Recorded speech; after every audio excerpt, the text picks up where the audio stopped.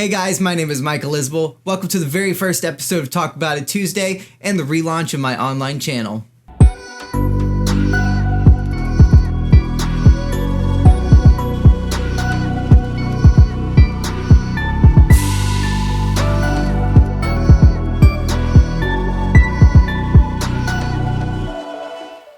Welcome to Talk About It Tuesdays, the show where I dive deep into the timeline of my life and walk through stories of the obstacles that I've overcome in order to get to the point that I'm at today, ensuring that every day I'm doing something to make sure the next day is a little bit easier to wake up to. I struggle with intense anxiety from a mixture of trauma and DNA, but by creating things like this and connecting with people who understand the pain and who have experienced similar things along the way, I'm able to overcome it bit by bit. Making sure that every single day is a little bit less work, going from the anxiety that I wake up with in the mornings to going to sleep with a smile on my face. For me, it all started whenever I was a kid, writing in my journals, trying to piece together who I was, what was going on, and just trying to understand everything that was happening around me. I became fascinated with trying to capture the story and really trying to write down that moment exactly as it happened. I've been on YouTube making videos since 2008. I immediately fell in love with film, putting together clips of experiences that I had and trying to share the moments as I saw them and trying to allow other people to just experience life the way that I saw it. I thought that was something amazing and beautiful that I just had to be a part of. It was something that was an escape for me. It was something that allowed me to just create my own reality, and I loved that. I loved every single aspect to it, but the one bad thing is because of our financial situation that we were in whenever I was a kid, I didn't have a camera. I literally have never owned an actual camera, except for this one that I found at the beach. Waited forever, nobody ever showed up to claim it, and yeah, it's a really shitty camera, but you know, I had a camera, so I used this pretty faithfully. It was fun, but again, it's like 5 megapixels or something like that, so it's super grainy, but I really love the zoom capabilities to be able to, like, you know, see things from super far away, and I just got super entranced with the ability to just capture things around me. Unfortunately, like I was saying though, I wasn't able to improve my technology to be able to capture things in the way that I saw them.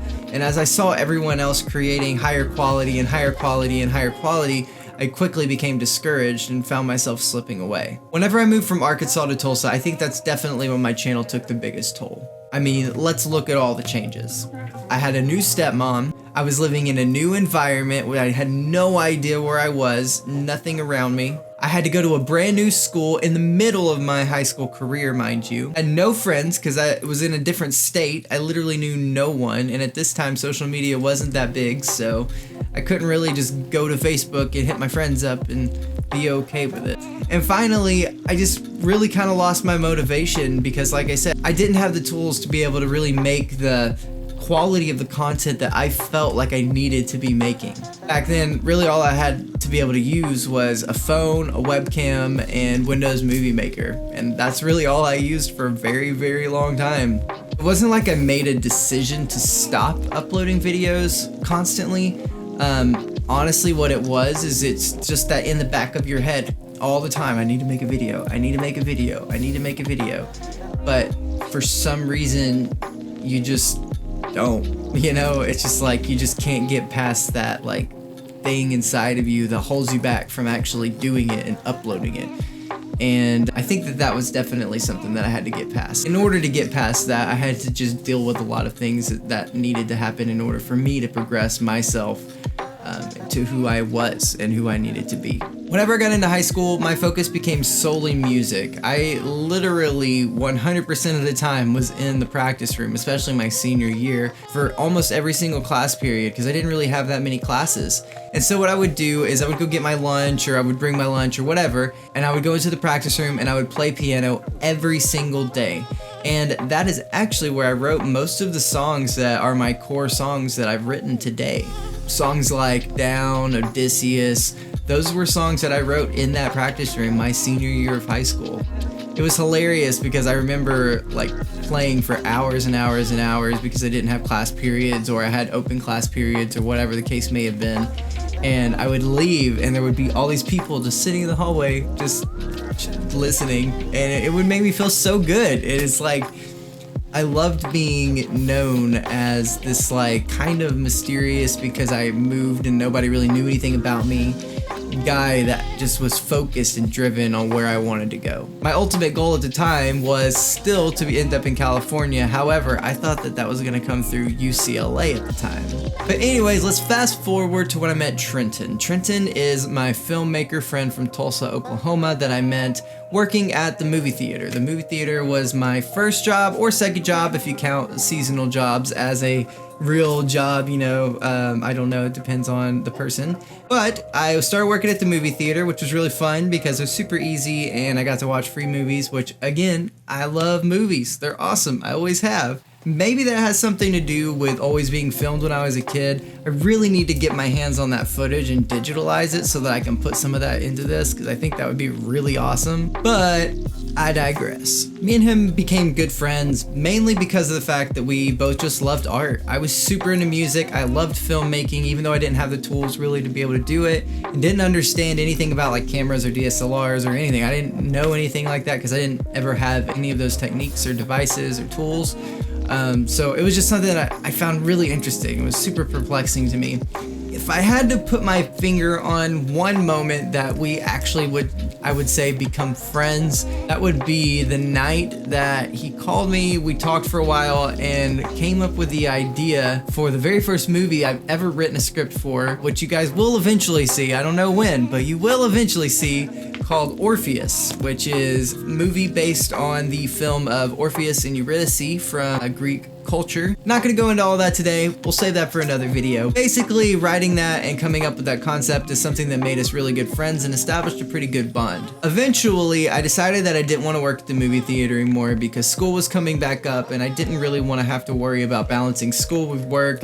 And at the time, things were starting to get better with the financial system at home, so I didn't really have to worry so much. So it was something that I really felt comfortable enough to just kind of relax for once and just kind of breathe, especially my senior year. That was a good breathing year for sure. But eventually I did run out of my money and I wanted to have more. So I ended up getting a job at Journeys sometime around January. That was a really fun job, and it was kind of weird when I first started because right from the beginning there was no manager. The guy had just like taken off and something happened. I really don't know the whole situation. I don't remember, to be honest with you, but shortly after, I want to say like 2 months into it or something like that, Will took over, and dang, everything changed whenever Will took over. The store completely turned around and I became a beast at sales, which I actually take with me today. Like, I've been using those skills. That's actually how I got the job with the company that I work for now at the Google Partner Company, starting in telecommunications on the phones, where I was selling the advertising to people. Whenever I was working at Journeys, that's really the time whenever I would say that I became human, as I like to put it. I've made a lot of friends that were outside of my normal friend group, people that had actually lived lives and weren't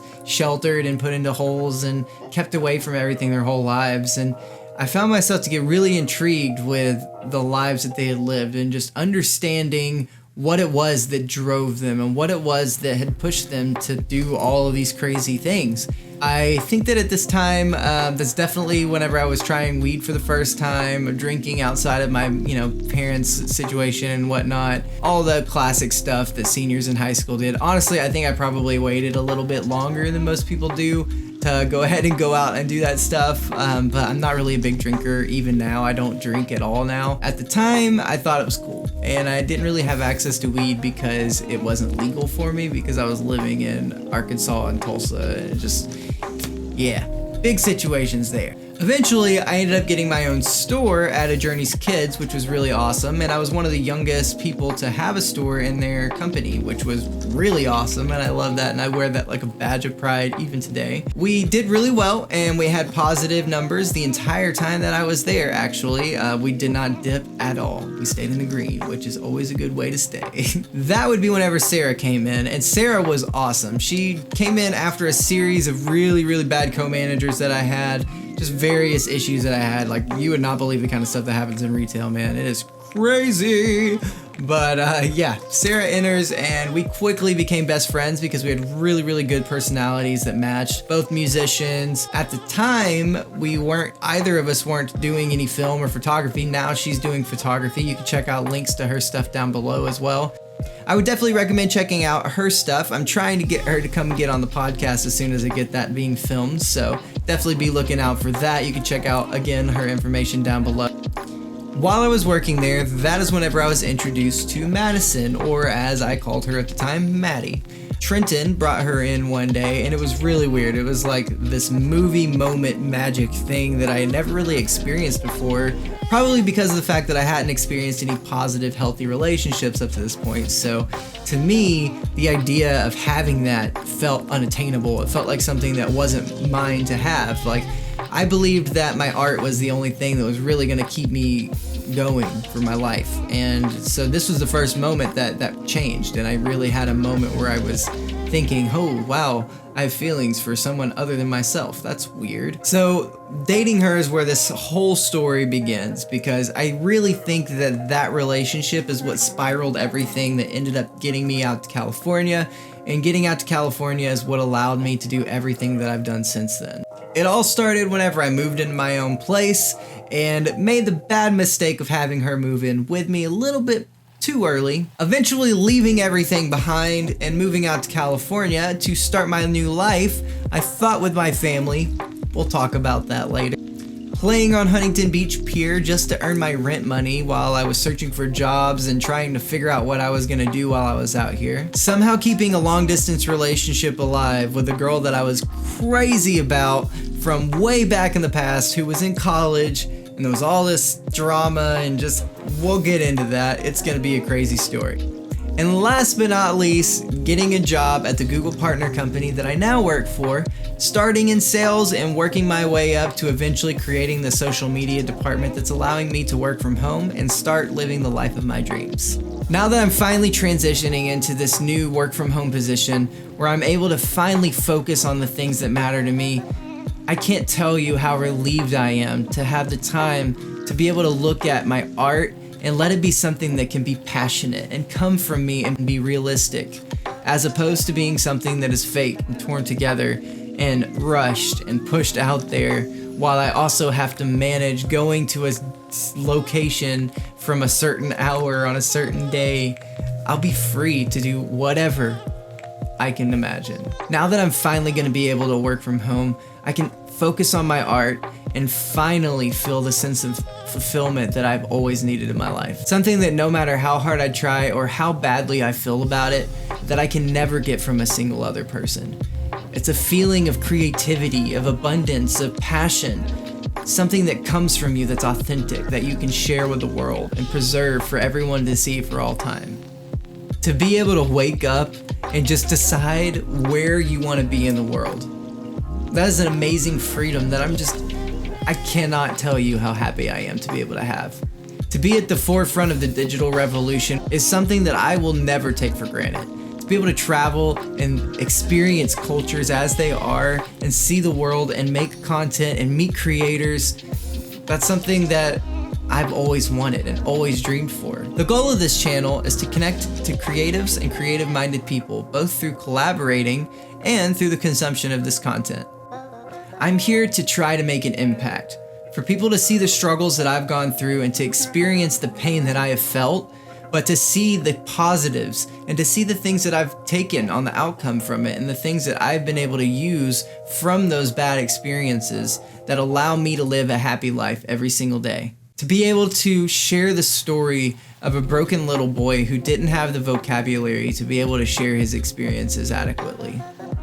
I'm here to withstand time, to document my feelings and thoughts about the world and capture the creative visions that I see in a way that I can express myself and have other people experience the world as I see it. I want to be able to connect with the legacy of my family and for my great-grandchildren and my great-great-grandchildren and on and on and on, for them to be able to know me just as well as anyone that's walking the planet today. To be able to change the legacy for my family and how the story is passed down forever. I will be collaborating with various creators throughout my journeys on various projects and ventures. Things such as guest interviews, podcast appearances, special travel locations, musical renditions, freestyles, and anything else that I can think of. If you want to get a hold of me so that we can collaborate, or you just want to say something about the channel, you can do that on any of my social networks down in the description below. However, I would suggest Instagram or Twitter, as those are the ones that I am the most frequent on. You can also go to my website, michaelbisbell.com, and fill out the form, or just use the email and do that directly. Be sure to check back here every Tuesday, Thursday, and Saturday at 11 a.m. for a brand new show. If you like this video, please be sure to hit that subscribe button and the bell icon right next to it so you can be among the first to be notified every single time that a new video is released. You can show your support with a like, comment, or a share, as it really does help the growth of the channel and allows us to reach people that we never would have been able to see otherwise. Links to all the products that I used to create this are in the description down below, or anything that I talked about specifically in the video. And if you want to show your additional support for the channel, the Patreon links are in the description as well. Thank you so much for watching, and I'll see you in the next video. Bye!